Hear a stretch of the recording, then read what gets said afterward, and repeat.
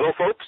Sean Mize here, and today I'm really going to get into something that I really feel is an advanced, detailed, like a 30,000-foot picture of what a profitable information marketing business is going to look like.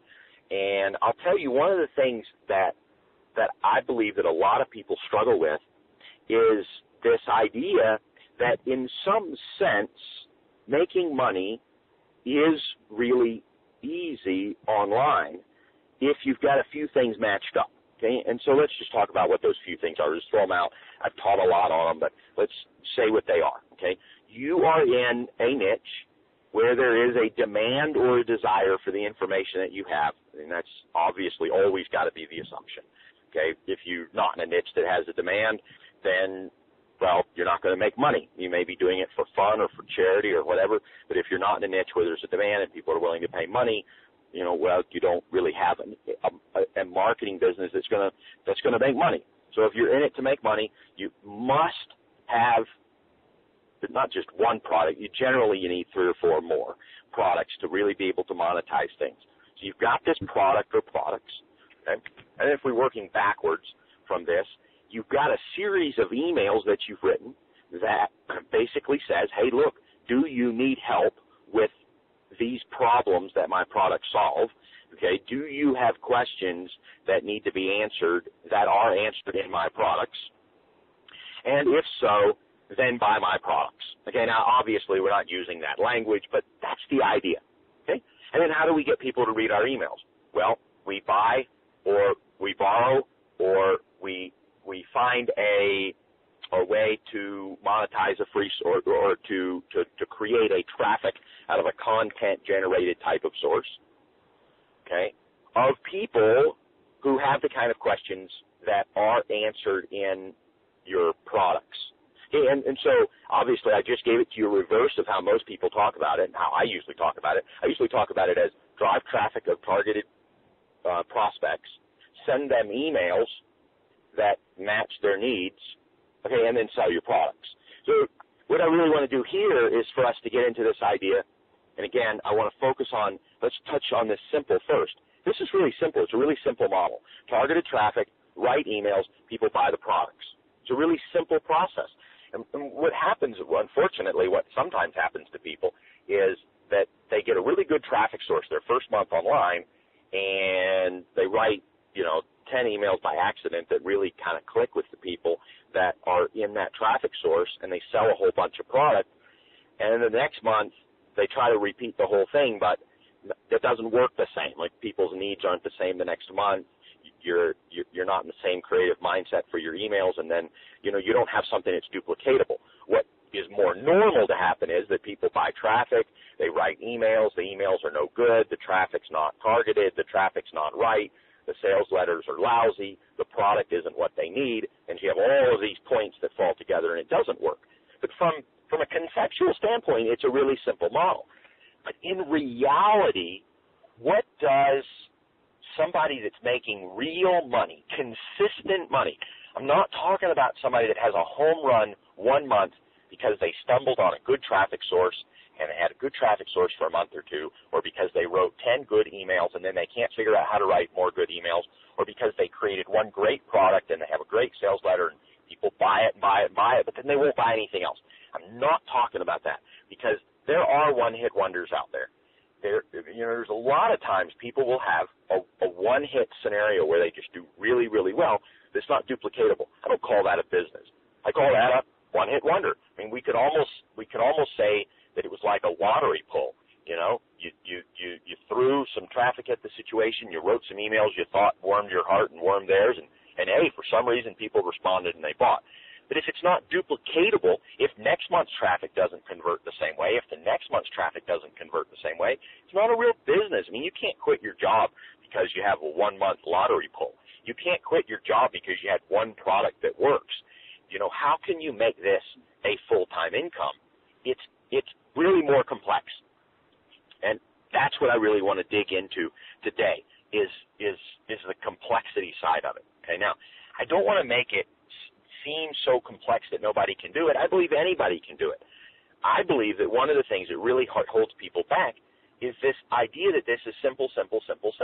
Because, well, let's face it, you hear it from me. I mean, I use the word simple a lot because, I mean, to me it is simple. You know, it's just like, let's say there's a fitness guru, okay? And let's just use the musclehead fitness guru, okay? You know the person. I mean, you go to the gym, and, you know, 1 out of 300 people is all built out. The muscles are bulging out of the shirt, and you know, he's really done all the right work, okay? Or we could go the other extreme. You know, you've got somebody that's just in tip-top aerobic shape. And, I mean, you know, they've done all of this work, and they teach it, and they teach these classes, and they have clients, they have fitness clients.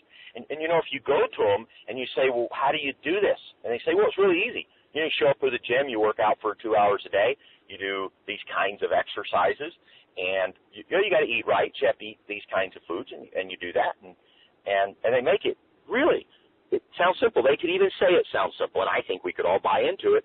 It really does sound simple. In fact, I mean, I believe it is simple. I mean, you're going to do these things, but yet when people like you or me, I mean, unless you're the 1 out of 300 that has attained that at the gym, let's say, okay, just using this as a real-world offline example, okay, if you're like me, you go in there and you do all of these simple things, okay, and instead of gaining 25 pounds of muscle like you're supposed to on this program, you know, you gain 1/10 of a pound of muscle, and you don't know where it is, okay? You know, or you're trying to lose weight on a diet, and you do everything right, and it's a really simple diet. Hey, you know, meat and vegetables and you know, not too much sugar, and you know, you eat simple. And you lose a few pounds, and it's pretty cool. But it's either A, difficult to stick with it, or things slow down, or something changes in your life, your stress level goes up, and no matter how simple it is, actually implementing it is a whole lot more complex. And that's really what I'm wanting to kind of drill into today, and I want to kind of peek behind the scenes on the kinds of things you can do to mastermind it and make it happen. And I'm going to peek behind the scenes of my own business and share with you some of the things that I do. Okay, now, I want to say this. I probably do hundreds of different things all of the time over time. I don't do the same thing every month. I mean, sometimes 1 month I say, boy, you know what was working last month's not really working. What can I do this month? What kind of changes do I want to make? And I think about it, and I do some things, and I make some changes. I make a few sales, and they're not what I really wanted. And so I say, okay, next month I'm going to make some more changes. And we're going to test this and tweak this. And over the process of doing this, I get sales pages that I know that convert, and they work well. But it did not happen overnight. It does not happen overnight. And I, as much as I try to give, and as much as other people that have been there, done that, we give processes that work. For example, the one I shared with you earlier, traffic, emails, products. You know, we look at sales pages. Well, what do we need to do with sales pages to get them to perform better? You've got to split test. You know, whether it's using Website Optimizer or it's using some other software, you got to split test. Does this headline work better than this one? Does this first paragraph work better than this one? Does this second paragraph work better than this one? Does a guarantee work better than not? Do transcripts work better than not? Does a hard close, you know, something along the lines of, look, if you don't get my product, you're never going to figure this out, okay? Does that work better than saying something more gentle like, hey, why don't you give it a try, give it a spin, see if it helps out? Or does something in between work even better than that? You're never going to know for your market, for your list, if these things work, which words work, unless you split test. Okay? And split testing takes time. You know, it's kind of like split testing takes time. I mean, if you want to get, you know, decent results from a split test, you know, with just a few things that you're split testing, you may need as much as 50 or 100 or 150 completed actions to be able to get statistically significant results. That takes time. It's usually going to cost money. You know, most traffic, in fact, you know, really, you've heard me talk about this. just about all traffic costs money.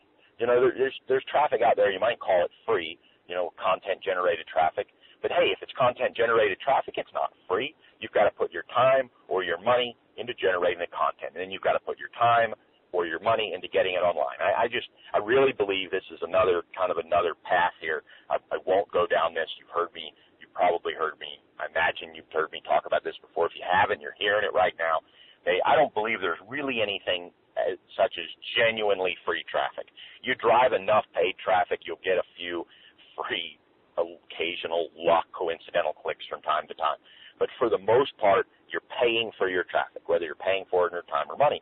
And so to generate those kinds of testing results, it takes time and it takes money. And, you know, unfortunately, there's so much focus out there on the idea that you can get your business up and running in 30 days and making a full-time income in 30 days. And sometimes that can happen. And, you know, I've seen people make those kinds of things happen. Okay? In my case, I was making money the very first month. That took several months to get to the place where, you know, it was several $1,000s a month. It took several months for that to happen. But that was a lot of work. That was a lot of product generation to what the big picture, what must go in here. And what I like to do is let's break this down from traffic to emails to products, and we'll throw sales letters into products. What are some of the different things that you can do to make this end result happen? Okay, now, before I go into this, let's talk about testing. Let's talk about keeping track of your results. Because let's face it, if you drive a bunch of traffic this month and you make a bunch of sales this month, but you cannot duplicate that next month, with the exception of the fact that, hey, it was a pretty cool windfall. It's pretty cool that I have this extra money in the bank. It's pretty cool that I can say I got some results from the work that I did. If you can't duplicate it, you don't have a business. I don't know what you call what you have, but I don't really believe you have a business if you can't duplicate it. Okay, now, in my opinion, without testing and tracking, you can't really develop that long-termedness. You cannot spin what you have right now into something that's long-term. And so what I'm going to do today, without getting into all of the wheres and like how do you do this testing, okay, I'm going to give you some ideas, some places to go. I don't have a foolproof way that works for me all of the time. A lot of times I do manual testing and tracking. Does it take a little bit of time? Yes. Are there automated ways to do it? Yes, absolutely. And you know, long run, that may be the direction that you want to go, is to put in, you know, completely automated testing and tracking and that kind of thing. I think that's a topic for a different teaching, though. Okay? So let's get into this. The first thing is you've got to have some traffic sources that work well in your niche for getting qualified long-term buyers into your campaign. So let's talk about this concept for just a moment, okay? So often on our front end, we just focus on getting traffic. You know, we go out there and say, I just wanted 1,000 visitors. Well, who are these visitors? Well, we said we want them to be targeted. How do you want them to be targeted? Well, let's have them targeted according to our niche. Okay, that sounds cool. But what if none of the people that are targeted in our niche really want to buy anything? Okay, well, let's target it to people who have the kinds of needs that our products would solve. Now we're getting closer. Okay. Unfortunately, I believe we're starting at the wrong place here when we think about just finding targeted traffic and saying, okay, how deep can we go on this targeting? I think instead we need to start with the product, and we need to say who's likely to buy this product. And I believe that we need to begin our initial efforts, even as early as driving traffic and creating our squeeze page, to find buyers of our products. We need to be targeting our squeeze page to find the people who are likely to become buyers. Will that make total traffic go down? Yeah, probably. Will that make total number of opt-ins go down? Yeah, probably. But what is the point in having tons of traffic and tons of subscribers if they're not people that convert? So what I really believe, and again, this is a chicken and egg kind of a thing, because until you have buyers, you don't know what kind of people buy your products, okay? And so there's some tricks and techniques that you can do to kind of guess what that is, and over time you'll hone it. Okay, so when you're starting out from sale 0 to sale 100, you really don't know who's going to buy your product. You have to guess, okay? You have to guess that people with these kinds of needs are going to buy your product. And what happens is hopefully you guess, and hopefully you're partially right, and hopefully some people buy. But then once you have buyers, you're going to ask every single one of them a few questions. You're going to ask them, why did you buy my product? How's my product working for you? What was the single biggest reason you bought my product? What's the single biggest challenge you're having right now? Okay. When you find out what the answers to those questions are, they're going to tell you what kind of people will be buying your product in the future. When you ask the people that buy your product what their challenges are, you're going to be finding out what kinds of challenges people have who buy your product. I know that sounds circular, and it is a little bit. When you find out what those challenges are, you're going to start putting those challenges on your landing page, on your squeeze page, so that only people who have those challenges are going to be attracted in the very first place. Now, will you be excluding people who don't have those challenges? Well, of course you will. However, the idea here is that you want to create the best population of subscribers on your email list from traffic that are going to be most likely to buy from you. Because the name of this game is profits and revenue. It's not number of subscribers. Okay, now, once you've figured out how to make subscribers convert to dollars, then, hey, yeah, then you want to scale up and you want to leverage as much as possible and build as big as possible. But the primary purpose for your profitable marketing campaign is profit. Okay, and that's how we're going to measure how effective it is. Okay, now obviously there's non-tangibles like building relationships, people liking you, people respecting the material. All of those things need to be there. But there has to be a number one that you're able to measure. And if the goal is a profitable campaign, then we have to measure profit. If the goal is building lots of relationships and whatever money happens, okay, that's fine. That's number one goal, and that's what you build for. And then you can work on profit, and you can work on adding it in. You've got to decide what that number one goal is. Okay, so when we're focusing on traffic, we've got to focus on, we really want to focus on finding traffic that has the kinds of needs that your product will make happen. Okay, now if you haven't made 50 sales, so you can't ask 50 people what their struggles are who buy your products, then we move back one step. And that is we just ask your subscribers, what are your biggest challenges? Their biggest challenges are the reasons why they're going to buy something. And obviously, if their biggest challenges don't coincide with what your products answer, then you need to create products that answer their biggest challenges, and those people will buy your products or other people that are representative of them.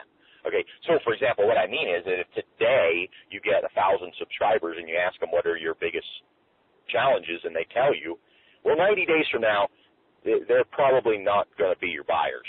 Some of them will be, but most of them probably aren't. Why? Because they have a problem today. You don't launch your product for 90 days. You've lost the window for most of these people. They bought from somebody else, so they've decided they don't have the problem anymore. Or they've given up on solving the problem. They're not reading your emails anymore. So when you go to create your product, you're basing it on what people say today they need, but you're really going to be selling to the next cohort of subscribers 90 days from now when you go out and you build new traffic to sell your product to. Okay, now you've got the same sort of traffic. It's got to have the same traffic source. It's got to come through the same squeeze, or their needs are going to be different. Their questions are going to be different. Okay, and again, this is why this whole picture, this whole puzzle, can be so difficult to scale into and to scale up to. Okay, so if we don't have subscribers, so we can ask this question, if we're driving our very first amount of traffic, we're going to have to go imaginary on this. We're going to have to ask ourselves, what kinds of challenges do we think people are going to have? Okay, now, remember, as we go down this list, from buyers to subscribers to just guessing, we're going to get farther and farther away from the truth, okay? We're going to get farther and farther away from what their actual needs are. But hopefully we'll get somewhere in the ballpark. And what will happen is as you get subscribers and then as you get products, you've got to continue to redo these survey questions so you can change your pages, so you can change your sales pages so they reflect all of the truth instead of just guessing at the truth, okay? So let's use a really, I'll just say this may be a really off-the-wall example, okay? But let's say somebody is thinking about running for senator, representative, or president of the United States, whatever. They're getting ready to run, and they've got some very specific ideas about what they would like to change about our country. And this can apply for any country that you may live in. Okay, but you're getting ready to elect, or somebody's getting ready to decide to run, and they've got, say, 3 or 4 things that are really important to them. But, I mean, if they're going to run, they also want to make sure that there's some things that are important to the people out there, okay? And let's just say that when they first get started, they're going to have to guess what the people might want, and so they might do a radio commercial or a TV commercial, or they might create a blog that says, hey, thinking about running, what would be important to you? Maybe you've seen those kinds of surveys before. What would be important to you? Okay, maybe they get 1,000 responses, and so they start reading through all of those responses, and they say, okay, this is a good place to start. Okay, and they start with all of these, the 1,000 responses that people have. They start with that, and they say, well, I can't buy into that, I can't buy into that. But these things, wow, these are some great ideas. I think I could put these on my platform. Okay, so they do this, and now they declare, and they start running, and then now after a while there's some official polls out there, and then they decide to spend. Now they have donations coming in, and now they're able to invest money in some higher level surveys. So then what they do is they go out and they do surveys of, let's say, registered voters, the people who are actually going to be voting, and they ask those people. They say, okay, what are your desires?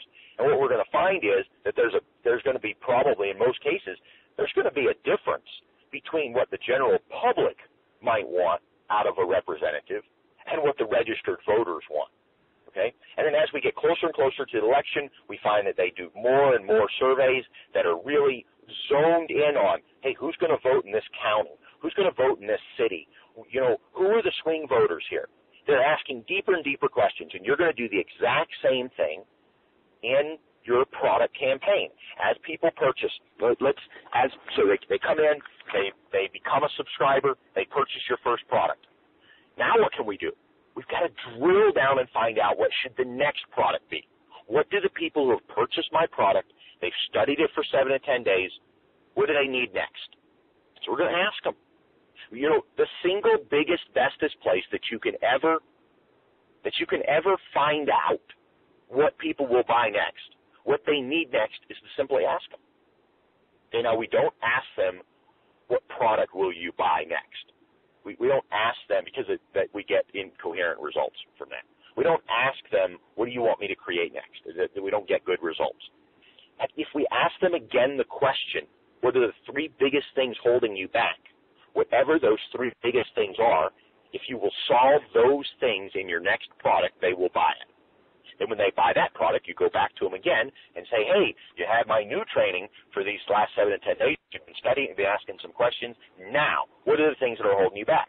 Whatever those things are, that's what the people need in the next product. Okay, I want to go back to traffic. Again, this is a 30,000-foot overview. When you get done with this, when we get done with this overview, hopefully you're going to see how many different variables go in. And I don't want you to be overwhelmed by this and say, okay, well, you know, now there's so many variables I can't make it happen. Now you're going to have to go back down and work on one variable at a time. Let's go back to traffic. Your traffic must be targeted to whatever it is that the people that are in that targeted group, that they have the kinds of questions that need to be answered, that are going to be answered in the initial product that you perhaps have. Okay, now, just like we've talked about this idea that we want to buy our subscribers, we want to buy our traffic in such a way that it reflects getting people into our funnel who will likely purchase our first product, once we have our second, third, fourth, 10th product, we want to begin to focus our traffic on people who will buy our final product. We want to focus not on saying how many of our first product can we buy. We want to focus on the question, how can we do the best job of getting the most people to go through our entire funnel and buy product number 2, number 3, number 4, number 5, number 6, number 7, number 8, number 9, number 10. How can we maximize revenue? By getting people to move all the way through. I'd far rather have 5 customers who buy all 10 products in a funnel for a total of 50 sales than to have 50 first-time buyers buy the first-time product. Why? Well, number one, I can help people better if they spend more time with me.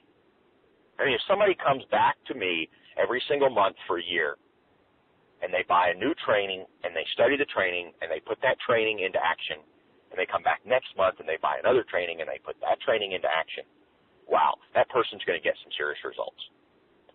However, if that same person buys my entry-level product this month, studies it, implements it, puts it into action, okay, and then goes and buys somebody else's entry-level product, studies it, implements it, puts it into action, and then next month goes and buys somebody else's entry-level product, at the end of the year, what are they going to have? They're probably not going to have much more than if they had just bought mine or any of the other 10 people's entry-level product. Okay? And by the way, I'm not saying that they'd be better off buying my 10 versus somebody else's 10. They'd be better off buying anybody's 10 and studying one product at a month for 10 months than going out and just starting fresh every single month. It's the same thing in your niche, no matter what it is. Whether you're in psychology, whether you're helping people take care of themselves, whether you're in fitness, whether you're in self-improvement, whether you're in saving people's lives from a disease, whether you're helping people psychologically, whether you're helping people make money, whether you're helping people get into better health. You know, let's just take health, for example. Would somebody be better off getting 12 different health instructors and hanging out with each one for a month?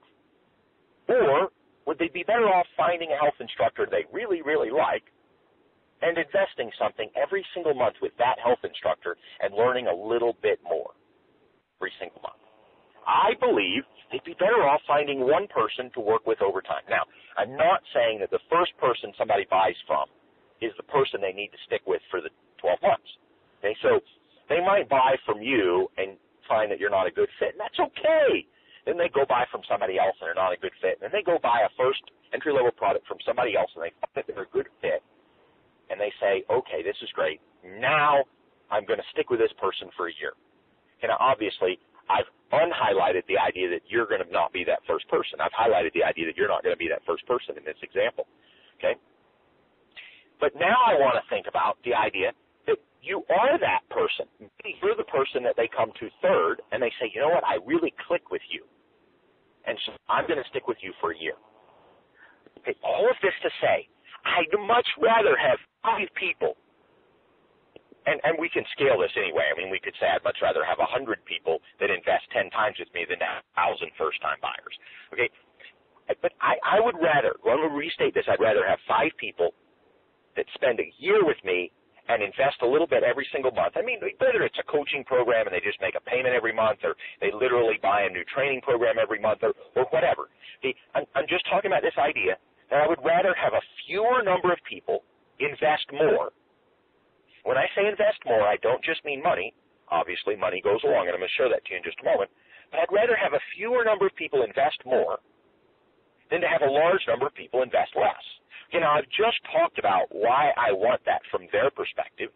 Hopefully it makes extremely logical sense. I mean, even from your perspective. You know, I look at the training that I've done in the past, and the times that I have studied with one person repeatedly over time, I've gotten a lot more out of learning from that person than when I just bought one training from one individual. Okay? And trust me, I've probably bought, I mean, I don't think that hundreds would be an exaggeration. So I'm going to stick with that number. I mean, it could be 89. I don't know, but I mean, I think there's some months when I buy like 10 trainings from different people, and so if you add all my months up, I've got to be into the hundreds, okay? And yet, if you were to ask me for where I've gotten the most results, I'm going to point to a handful of people, and if I point to that handful of people, you're going to see that I've gone back to the trough multiple times. Okay, they were either people that I invested with a monthly payment and I just paid them every month, or they were people that I bought something from, I liked it, they came out with something else in a month, and I bought that and I liked it, and I grew. Okay, and you look at the other 95 people perhaps that I purchased from, hey, I learned things and I implemented and I put it into the system, okay, but I didn't build a relationship, I didn't really grow with that person. If I had to go all the way back to the very beginning, and if I had foreknowledge, which I don't, and I was able to say, okay, if I could just do all my training all over again and only buy from those 5 people and not buy from anybody else, would I have been better off? Yeah, probably, if I'd invested those same dollars and even invested more with those individuals. And my guess is if you look into your own buying habits, you'll find the same thing. Okay, well, you and I, we're somewhat typical of your buyers. So I hope that I have persuaded you that it's far better off for your clients, not just for you, but it's far better off for your clients to have a long-term relationship with you than to have a short-term one. So going back to traffic, our goal when we're getting traffic should not be getting visitors for the sake of visitors. It should not be getting subscribers for the sake of subscribers. It should not be getting a first purchase for the sake of getting a first purchase. It should be getting a first purchase for the sake of getting a second purchase, for the sake of getting a third purchase, for the sake of getting a fourth purchase, for the sake of getting a fifth purchase, and so on and so on. What does that tell us? That tells us if we've got a product funnel that's 10 products long, or if we plan to have a product funnel that is 10 products long, our purpose and our goal for getting visitors and subscribers and first purchases should be so that we are finding people who will go all the way through our funnel. Okay, now, one more word on this. There'll be another one in just a moment, but one more right here, and that is just because we're focusing on that doesn't mean that many, many people are not going to buy our first product and then just jump around. That's okay. Okay, that's just additional revenue for us. Hopefully it's good additional teaching for them if they study the material. Unfortunately, many people will buy your material and never even open it. There's nothing, well, there are some things you can do about that. You can send them emails that help increase compliance, et cetera, but the bottom line is their responsibility is studying the material, okay? And some people are just not going to study the material that never go through your funnel. But your focus still has to be getting people to go through the entire funnel. Okay, so hopefully I've just persuaded you that it's better for your client that they go through your entire funnel than that they just buy your first product and somebody else's first product and somebody else's third product. Okay, now the question might also come up. Here's a rabbit trail. We'll go down and I'll come back in a moment. Here's another question that might come up, and that would be, well, what if they bought your first product and somebody else's second product and somebody else's third product? Okay. Would they get more from that than buying everybody's first product? Yeah, I believe that they would, okay? However, they're still not going to get the same experience as going through your material for the whole year rather than going from your material for your entry level, somebody else's for the next, for somebody else's for the next. Are they going to gain more than buying a bunch of first-level products? Yes. Are they going to get as much as if they stick with one person? No. And I don't want to go through a whole logical proof of it like I did on the last thing, but just hopefully it's intuitive to you that they're not going to get the same impact. Okay? So now I want to prove to you, I want to attempt to persuade you that it's better for your pocketbook if they go through your entire system. Okay, so let's just compare 5 people going through your 10-product funnel with, and that would be 5 people times 10 would be 50 products, with 50 people buying your entry-level product. We'll just do that comparison. You can scale this up, and if you just multiply it by 10, you could have 50 people versus, what would the number be? 500, right? 50 people at 10 products versus 500 entry level. So, I mean, you can scale this up. You can do the math. We're going to keep it really simple, 5 people, 10 products. Okay. Lest you're thinking, well, I don't care as long as the money's coming in, let's just have 50 people buy my entry-level product. Well, the problem is your entry-level product's usually priced a lot less than your future products, meaning that if you had 50 people buy your entry-level product at $40, you make $2,000. Okay? Hey, cool, whatever. Okay, as long as you're making money, as long as you're spending less than that to get your subscribers, then hey, you might be able to say, hey, I'm in profit. This is a beautiful thing. Okay, but however, and I'm doing this on the fly. I'm going to make up numbers. I have no idea what your funnel looks like. This may or may not be representative of my funnel and anybody else's. Okay, but let's just toy with some numbers. Let's say your first product is $40. Your second product is $80. Your third product's $120. Your fourth product is $200. Your fifth product is $100 a month. Okay, and the average person stays in for 6 months. That makes it a $600 product. Okay, if I just said 97, let's call it 100 for easy math, but then if you multiply 97 times 6, you're going to get, what, 582, something like that, okay? So let's say your sixth product is a $500 product, your seventh product is a $1,000 product, your eighth product is a $2,000 product, your ninth product is a $3,000 product, and let's say your 10th product is another $3,000 product. Okay, now, by the way, I'm calling it a $3,000 product, but it doesn't have to be $3,000, and I'll explain that. Remember I just said on the fifth product, maybe you have $100 a month, the average person stays in for 6 months. In my book, that's a $600 product. Okay, that's a $600 product. Why? Because I know that on average, if somebody spends the $97 on this particular product, they stay in for 6 months, then any time that I book a $97 sale, in my mind, this subscriber's been worth $600 to me. Okay, now, are some of them only going to be worth $200? Yeah. Are some of them only going to stay in for 1 month? Yeah. Are some people going to stay in for 12 months to be worth $1,200? Yeah.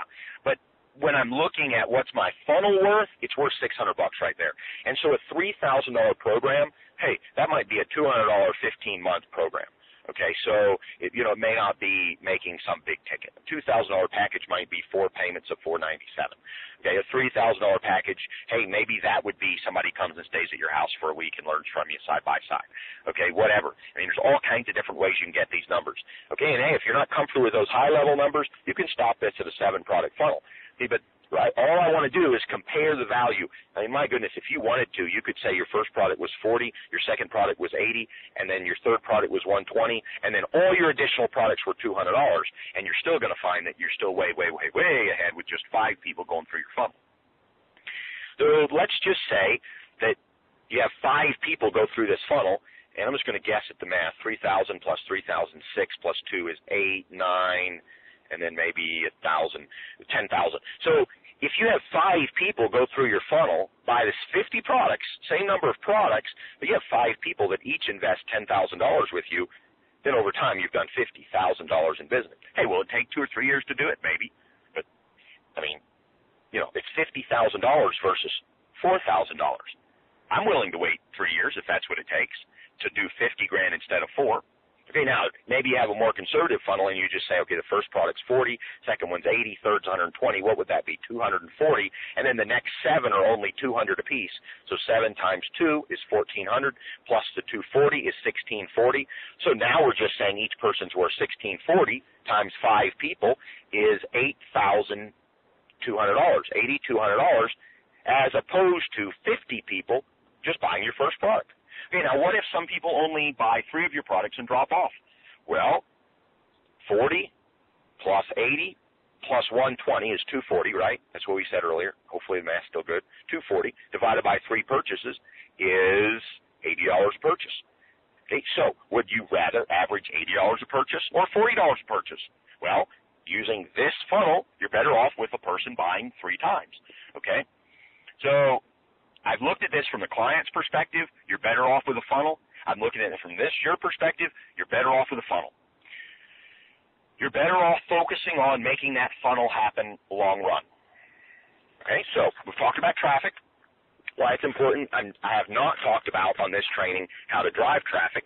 As you know, I have multiple other teachings on how to do that, and there's multiple other people out there that teach, and there's plenty of good traffic sources out there, and new traffic sources crop up every single month.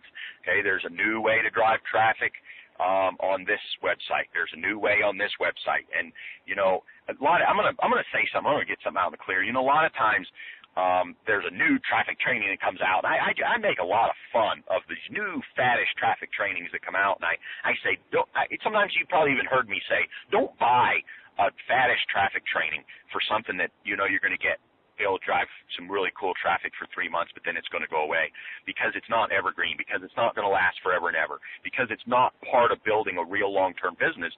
But hey, let's imagine if you're just willing to have a new traffic source every 3 months. Well, as long as you're willing to build everything else out so that it's evergreen and you're willing to put the time or hire somebody to drive these different sources of traffic, is there anything necessarily inherently wrong about driving fad traffic? No, not necessarily. And I usually focus on this because I'm always focused on, I want people to build long-term, solid, real businesses, and I'm so afraid that if they jump into fad traffic, that as soon as that traffic goes bad on them 90 days from now or 120 days or whatever it may be, that then their whole business falls apart, and if they're not savvy enough to get another traffic source fast, then you know, they built this business up, maybe they've gone 6 months, they've got a full-time income, they quit their job, and then the traffic source falls apart, and they might lose their house, and their kids can't go to private school anymore, and they're hungry, okay, and it's just a really bad scenario. And so I always hate to lead people down any path that's not evergreen, that they cannot duplicate over and over and over again. So having said that, as long as you recognize that if you get into a faddish traffic source, just know it has a limited lifespan and you'll have to do something else later for traffic. And in the long run, you really would like to have some evergreen traffic sources. That's all I really want to say about traffic here. I mean, I teach on it so much. There's so many other people that teach on it. You know, I mean, the bottom line is no matter how good my teaching is or anybody else's, just because I'm able to drive 10,000 visitors with a traffic source, just because somebody else is able to drive 50,000 visitors with a traffic source, until you actually drive them, you actually get them to convert on your one-time offer, you actually get them to convert in your email campaign, and you actually get them to buy from you, well, until they buy from you, there's no return on investment. So, I mean, you've still got to do your own testing. Okay, let's move to the email part of this this picture. So we've talked about this simple picture of traffic, emails, and products. Okay, and then today I'm really digging into this, really digging deep into this. We've talked about traffic. Now let's talk about emails. Let's start with the basic premise, and that is that you absolutely must have an email campaign that does two things. It builds relationship and trust with people over time, and over time it compels them or persuades them to buy some of your products. Okay, now, why does it have to have both? Because if all you do is build relationships with people and they never pay you anything, that's a charity business. That's cool if you have an independent income source somewhere. But if you need to make money on this proposition, it cannot just be charity. Okay? And I mean, this isn't being hardcore or anything like that. I mean, let's just say you move to a new town and you're a plumber. Let's say you're a plumber and you go out there and you say, you know what, I'm the best plumber on earth and I want to fix people's toilets. Okay? Now, would it be reasonable for you to say, I'm moving into a new town and I want to be the best toilet fixer in this town, and in order to do that, I'm going to build relationships with people in this town, and I'm just going to go knock on their doors, and I'm going to say, look, I'm Jim, and I'm the new plumber in town, and if you ever have a problem with your toilet, just give me a call. I'll come right over, or I'll send out one of my employees. They'll fix your toilet, and, hey, all we would like is to build a great relationship with you. Just send us cookies for Christmas, and be sure and send me a birthday card, and, you know, just let's have a tight relationship here. Okay, now, please, I hope you get the absurdity of what I've just shared with you. That would be absurd. Okay, now, would it be unethical? Would it be immoral? No, it'd be a great charitable thing. Okay, in fact, Mr. Plumber could even say, you know what, 1 hour a week I'm going to commit to doing charity plumbing. Okay, I'm going to plumb somebody's toilet every week who can't afford it. In fact, I'm even going to go so far as to, if nobody calls me and says, please, I can't afford it, I'd like you to fix my toilet for free, if I run into somebody that appears that they can't afford it, I'm just going to give it to them. I'm going to do it once a week. Okay, that might be a good balance. I don't know what the good balance is, okay? But I want you to see how absurd it would be for Mr. Excellent Plumber or Mrs. Excellent Plumber to go out and say, you know what, all I'm going to do is build relationships. I want holiday cards. I want birthday cards. I want cookies from time to time. Send my wife flowers from time to time, okay? Come over and hang out with me on Friday night, okay? That's all I want. In today's world, that would probably be an absurdity. Okay, now, what happens is a lot of time in internet business, people feel so guilty about charging for their services that they actually fall into the same absurd trap as Mr. Plumber or Mrs. Plumber. They fall into that absurd trap that says I have to build a relationship, and the only way I can build a relationship is for me to teach everybody everything for free. It doesn't work that way. Okay, now, let's look at the sales side. So what if we said, okay, well, if the relationship's not important and selling is the only thing that matters, let's just sell. Okay, well, let's look at that. Let's say every single day I'm going to send out a sales email. Guess what? After a while, people are going to say, this person doesn't care about me. All they care about is my money. They opt off your list. They never buy from you. Okay, so all sales doesn't work either. You must have a balance.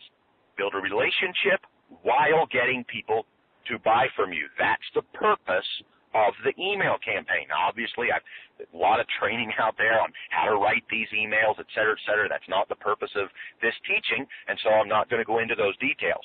Okay. However, I do want to throw some ideas out there for you. The first idea is that you probably need at least 100 emails in your email campaign. Oh, I just lost some people right there, because that's, wow, that feels like a lot of hard work. It really does. Because you don't know what you'd write for 100 emails, and there's two ways to accomplish this. One is to write one email to your list every day, and instead of sending it as a broadcast, just add it as one more day into your follow-up funnel. Okay? Now, when you first start out, these one emails a day could be all relationship-building emails. Okay, now, you won't make any money off of them. That's okay. You got to start somewhere. But once you have those 100 emails, or maybe you even said, you know what, long run, I want a 100 email campaign. I want 50 of them to be relationship building and 50 of them sales. Then for the first 50 days in your business, you just write one email a day that's relationship building. You send it to your list, you put it up on your follow-up campaign, and it's there. Okay, maybe you queue those up to go out every 3 or 4 days. Then over time, as you create your products, you can start putting your product emails inside of that list. So let's say right now you have your 50 emails. They're all spaced a few days apart. Well, in between each one of your relationship emails over time, you could add your buyer emails, your sales emails. Okay, so that's just one way you can do it.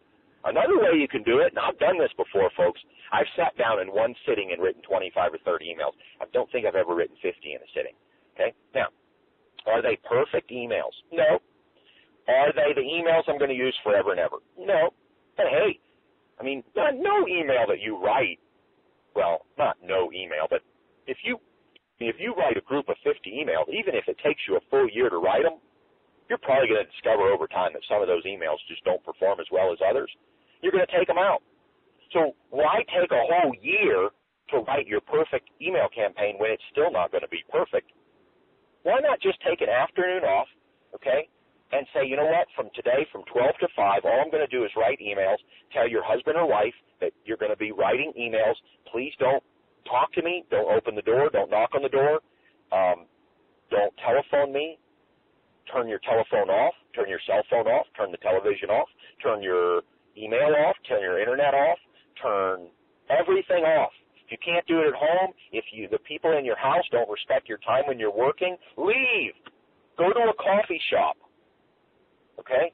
And if the coffee shop is right down the road and your family knows where you are, and if you don't answer the phone, they come track you down there, drive to the other side of town and don't tell them where you're at for the afternoon. Okay? I'm serious. I'm not talking, I'm pleased to understand, I'm not talking about being sneaky or anything like that. What I am talking about is you must absolutely find a way to be able to carve out time to run your business. Okay? And right now I'm just talking about 5 hours to sit down and write some emails. They don't have to be perfect. And maybe you set aside 5 hours, and after 3 hours your brain is fried. Okay, great, quit. Go see a movie in the extra 2 hours you allotted yourself, okay? that's your reward for working so hard. Okay, I'm serious. I've sat down before and written 25 emails in a sitting. Okay, and then the next day, I go to upload them into an email campaign, and sometimes I look at some of them, I go, that was a really stupid email. Okay, I'm not putting that one in. Or I even rewrite it because it has to go into the sequence.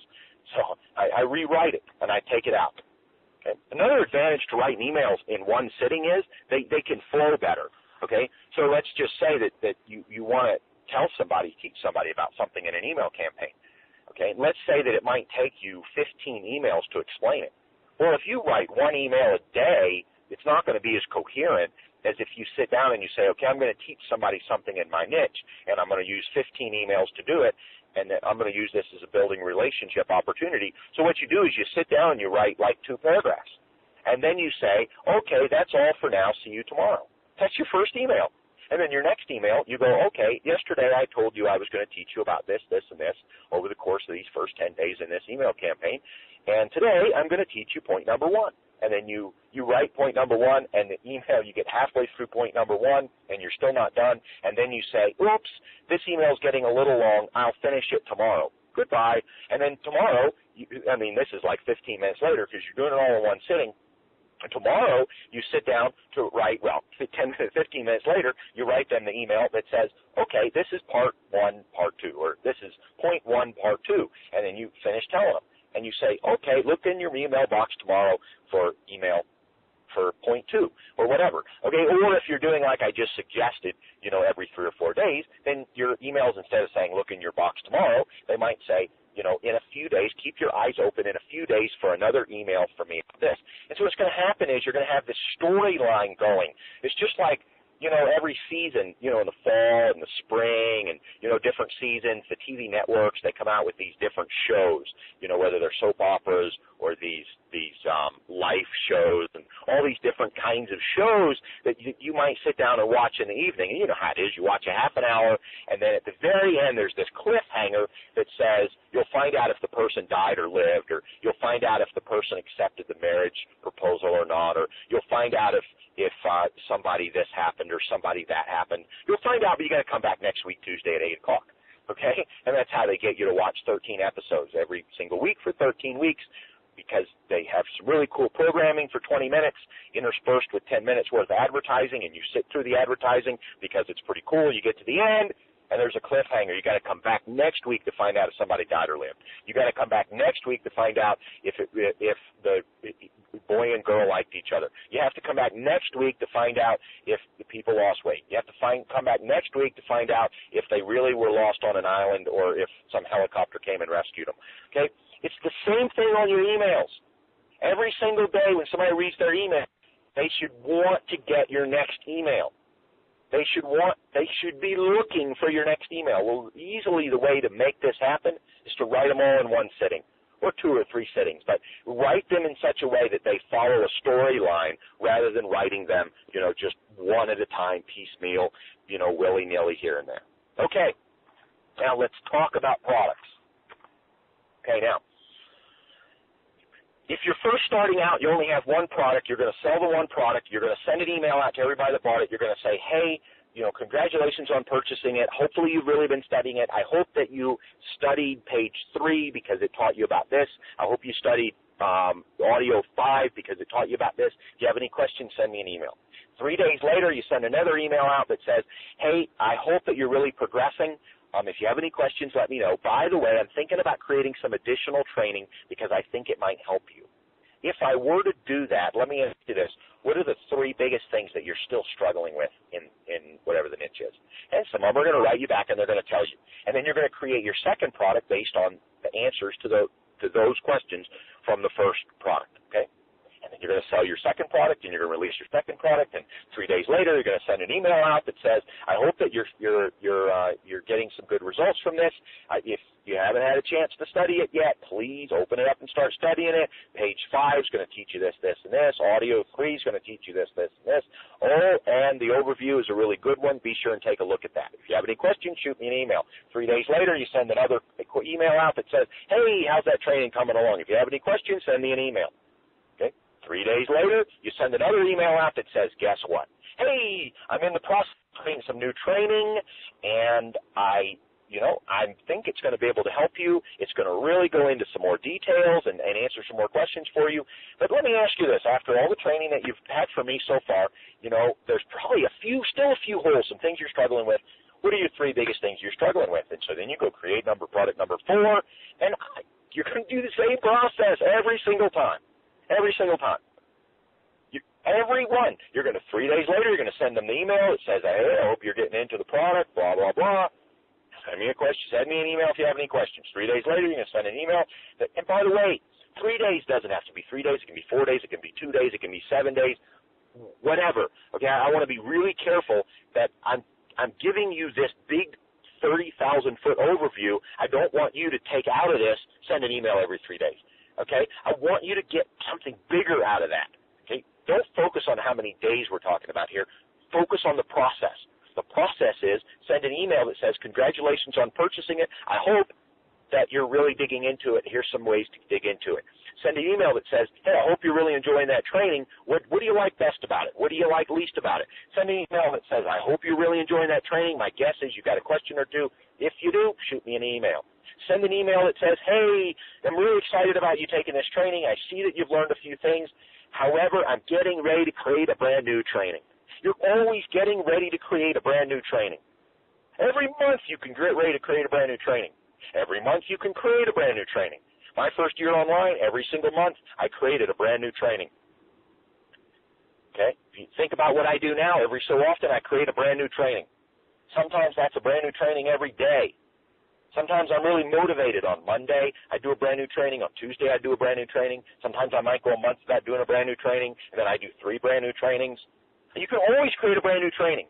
If you're always creating a brand new training, you can always send an email out to your list that says, I'm creating a brand new training. What would you like to learn? Okay, so that's how you figure out what people are going to buy. Now, what do you create? Well, you have to kind of decide what kind of time you're willing to put into it. Everything's going to be different for your niche, but there's lots of things you can create. Okay? You can create a 3-hour audio training course. You can create a 5-hour audio training course. You can create a 2-hour audio training course. You can create a 4-hour audio training course. That's 4 products right there. You can create all 4 of those products. You could also create a monthly continuity program. How would you do that? Well, let's just imagine that you were to create a 12-hour audio training program and you were to send out 1 hour audio per month for 12 months. That would be a 12-month audio continuity program, wouldn't it? Okay? What if you wanted to do a 6-month continuity? You could create 6 lessons and send them out every month for 6 months. Okay? That's how you do your monthly continuity. So you could have 4 products that are, 3 hours long, and then one's 6 hours long, and one's 7 hours long, and one's 2 hours long. 4 products. You could have 4 continuities. One is 12 months long, one's 6 months long, one's 8 months long, and one is just open-ended every single month. You add a new recording to the end of it. Oh, there's your 4 continuities. And then you say, well, how about a coaching program? Okay, so you say, okay, great, I'm going to do a coaching program. This is going to be $300 a month. This is what you get. If you want to join, here it is. And obviously there's more to it than that. You're going to write sales page. You're going to do a process, et cetera, et cetera. But I'm really wanting to give you the bird's eye view of, hey, how do you brainstorm 10 products? There's your coaching program. Okay, $300 a month. Now, what's going to happen after that is that some people are going to come to you and say, you know what, can't afford $300 a month. So what do? You have 2 choices, right? You can reduce the price of your coaching to $97 a month, or you can create another coaching program that's watered down for $97 a month at other people. So now you have 2 coaching programs. You have a $97 watered down coaching program for people who can't afford $300. Okay? And then you have another coaching program, then you have your $300 coaching program that's standard. Now, how could you create, if you create your $300 coaching program, let's say it had a weekly lesson for the first month and then a lesson every 10 days for the second month, and then after that it's 2 lessons a month, okay, for your monthly coaching. And that's all it had. It takes you 2 hours a month after the first few months to keep this thing going, okay?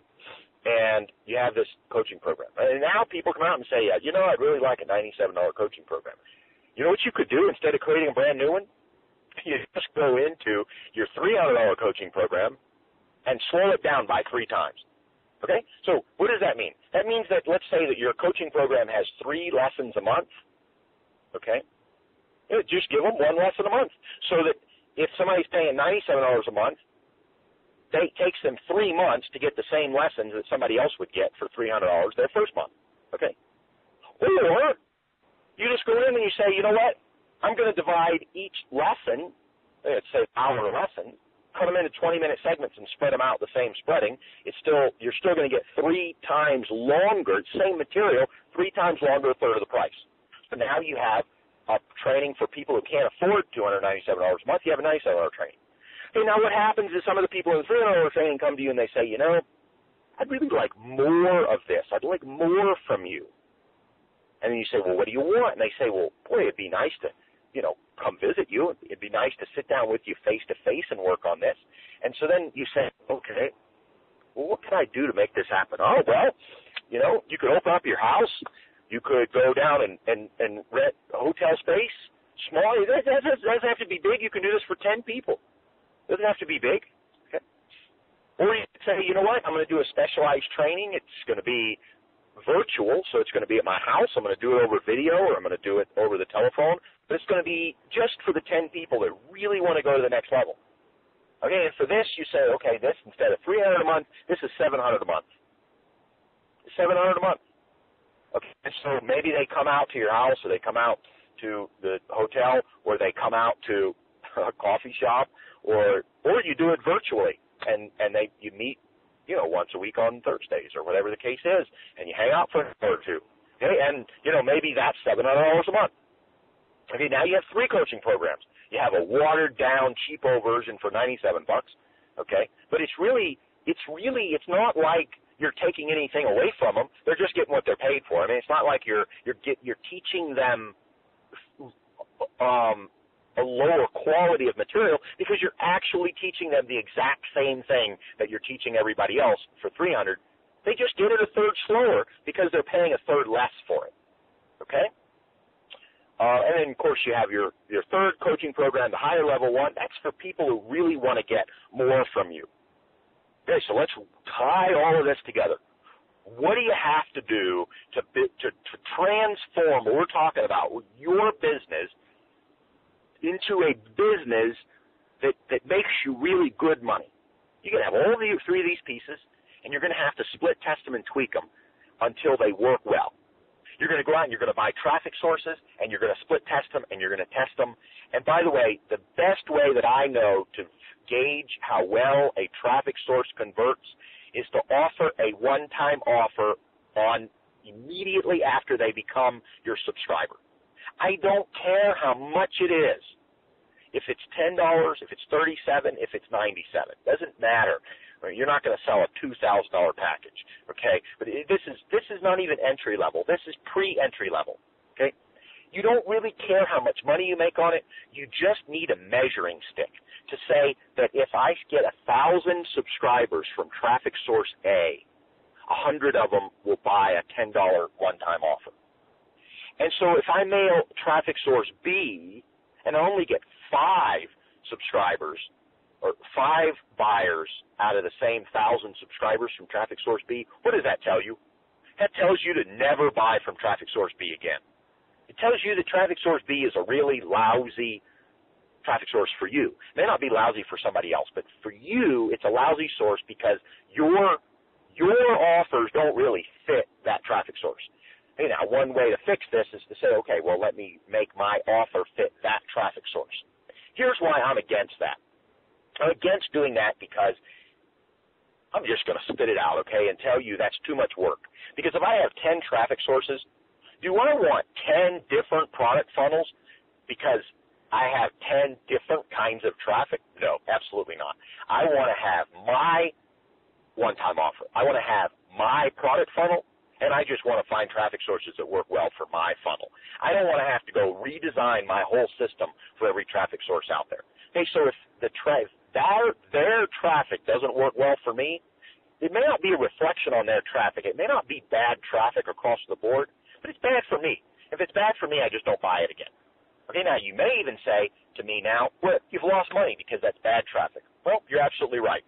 This is a business, and if I buy from 10 traffic sources each week, 2 of them probably lose me money. but hopefully the other 8 make me so much money that I just absorb the cost. Okay? I'm not afraid of losing some money on a first-time buy. Okay, now, by the way, if I go to somebody to buy some traffic, any source, and they have 3 different levels of traffic, meaning I could buy 1,000 visitors, 10,000 visitors, or 1 million visitors, and with some corresponding prices, okay, I can't be greedy and go buy the 1 million visitors the first time. Okay, even if it's 50% discount, okay, obviously it's scaled up, so it's a lot more money. You must start with the lower end and test the traffic. And if it doesn't, if the 1,000 subscribers don't convert, 1 million isn't going to convert. Okay? If you scale up bad economies, they don't get better. If you scale bad things up, they don't get better. Bad things don't get better when you add them all together. Okay? And just think in life, one flat tire, if you have 10 flat tires and all, you have 10 people at the side of the road, you might have some camaraderie in this, but the problem is 10 times bigger than it was before. Okay? Bad things, when you add them all together, they don't get better. There may be a few life exceptions for that, but it's the same way with traffic. If I buy some traffic, and I buy enough so I can get a snapshot of whether or not it works, if I don't like the results, I just don't buy that traffic again. Now, that doesn't mean that 3 months down the road I don't come up with a new offer and I say I want to get a bunch of traffic to this new offer for testing purposes, and I might say, you know what, maybe that bad traffic for the other offer, maybe it'll work well for this one. That's not to say that I won't go back and buy some more traffic to help boost my test. And then maybe I say, okay, wow, traffic actually works well on this offer, but it worked well on the other one. Okay? The purpose here is your products. It's not, finding a way to make every traffic source work. It's the opposite. Find traffic sources that work well for you. Okay. Here's, again, why you want to have a one-time offer right away. The reason you want to have a one-time offer right away is because you don't want to have to wait 9 months to find out if people buy enough for that traffic source to be valuable, because then you've got to wait 9 months to buy it again. You can't build a business like that. I want to be able to buy traffic today, find out by tomorrow if it makes me money or not, and go buy more. That's how I'm able to grow my business fast. Okay? Emails. Write 50 emails or 100 emails, put them in your autoresponder campaign, okay? And then in your autoresponder, if you have a professional autoresponder service, you should be able to put tracking in that shows you open rates, click-through rates, and purchase rates from each email. I'm not going to teach you how to do it here because the companies you buy it from, they have trainings that teach you how to do that. Okay? Then what happens is over time, if you see that email number 34 does not get very good clicks, or email 34, people don't buy from it, what do? Write a new email 34. Don't try to fix it. Just take it out and write a brand new one. If email 51 does not work real well, get rid of it. If email 39 does really, really well, but since it's email 39, it doesn't get as many opens as email number 2 would, move it from email 39 to number 2. Okay, and so over time, over a year or two, you'll have 100 emails. You'll have your best ones at the front of the campaign. You will have gotten rid of your worst ones. You will have replaced them with new ones. You're constantly looking for underperformers. What will happen is over time, if you're constantly working to improve traffic, you're constantly working to improve emails, and you're constantly creating new products, a new product every single month, okay, if you're constantly creating new products, then you'll have this constant improvement that's always happening, and then there'll be a snowball. There'll be an inflection point. There'll be a place where you go all of a sudden from not being in profit to being in profit because you get a little better on traffic every month. You get a little better in your email campaign every month. You get a little more products every month. Okay. I'm going to add one more thing. I didn't want to – this should have gone earlier because I want to tie this up properly, and that's with products. Everybody needs to create one new product every month. Oh, you say that's too much work. What's a new product? 3 hours worth of training.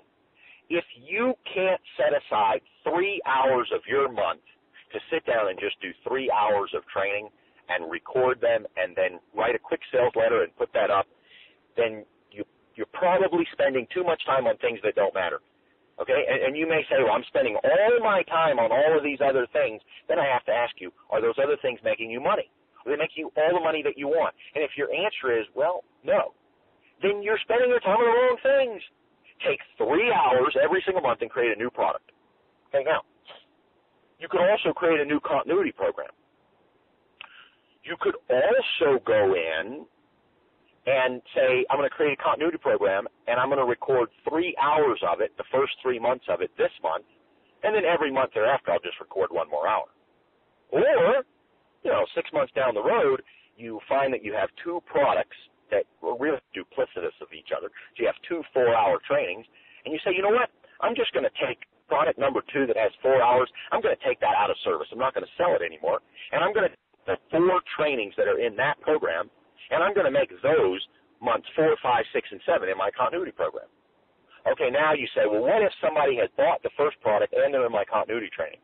Well, if that happens and they send you an email and they say, look, the continuity, you sent me the same training I bought a few months ago, you're going to write them back and you're going to say, oh, I'm so sorry about that. Would it be okay with you if I sent you my brand new training, 5 hours worth, that I normally sell for $297, at just, to say, hey, I'm sorry that happened? Is that person not going to be tickled pink or what? Okay, now, of course, next month you're going to do the same thing, but who cares? They're digital products. You already created them. They cost you nothing to send them the download link. And every single month this person continues to pay the continuity fee. Okay, and then after the 7 months, you go, okay, I need something for months 8, 9, 10, 11, and 12. You can either sit down and record 5 more hours, or you can find another product that it's time to take out of service. And here's the thing, if you're creating a new product every month, then you can take products out of service. You can add new products into service because every single month you're creating something new. And product creation should not take 3 months. It should take a few days. Literally. Now, if you want to create like some super, 24-hour training program, well, that may take 6 hours a week for 4 weeks. But hey, if you're creating a 24-hour super training material, it's probably worth taking 6 hours of time a week for 4 weeks. Okay, so let's tie all of this together. The idea I want to leave you with is you must have a philosophy of constant improvement, constantly reevaluating your emails and saying, this one doesn't work, let's pull it out, write a new one. Constantly evaluating your traffic sources, saying this one doesn't work, let's try a new one. Constantly looking at your products and saying this one doesn't sell as well, let's pull it out, let's create a new one. Constantly creating a new product every single month, because if you create a new product every single month, you have incredible freedom. Some people will buy every new product that you come out with, so you'll make more money. You'll obviously be able to put more in your autoresponder campaign. You'll obviously have more freedom and choices because you'll be able to retire products. You'll be able to send an email out that says, you know what, I'm raising the price on this. Whenever you do that, more people buy. Okay, so you're able to do that. You have the flexibility of doing that. You can just raise one product to a higher price. Why? Because you don't need that one product in the campaign because you've got 12 more. And next month you're going to be creating a new one. So who cares if you price a few of them out of range over time? It doesn't matter because every single month you're creating a new product. Okay, and then here's another idea. You take that product out of range, out of price range, and then you sit on it 2 years later, you go back, you say, hey, I haven't sold this product in 2 years. What could I do? Let's look at this product. I could totally redesign this product. What can I do to redesign this product? Well, you probably only have to add a couple, 3 hours worth of audio to the front end of it, and you've totally redesigned it. Or you could take that that product that you haven't sold for 2 years and make a continuity program out of it. And you've got all these options. These options do not really exist for you if you're not creating a new product every month. Okay. I believe I've covered everything that I've shared with you. I want to sum up this idea that this is a 30,000-foot view, okay? You're still going to have to go in there, learn how to drive traffic, learn how to write the emails. Maybe you already have some of these pieces in place. Maybe you have some products, you have some emails, you have some traffic. Add more. Add the testing. Add the emails. Add the products. Add more products. If you're constantly improving in each one of these areas, almost without fail, over time, you will become more profitable and more profitable and more profitable. And the beautiful thing about becoming more profitable is you're able to help more people. people, you're able to build more relationships, you're able to put more money into the front end. You're able to put more money into getting more people to become traffic, more people to read your emails, and more people to buy the products that you have, so that you're able to take those products and continue to create even more and continue to meet people's needs.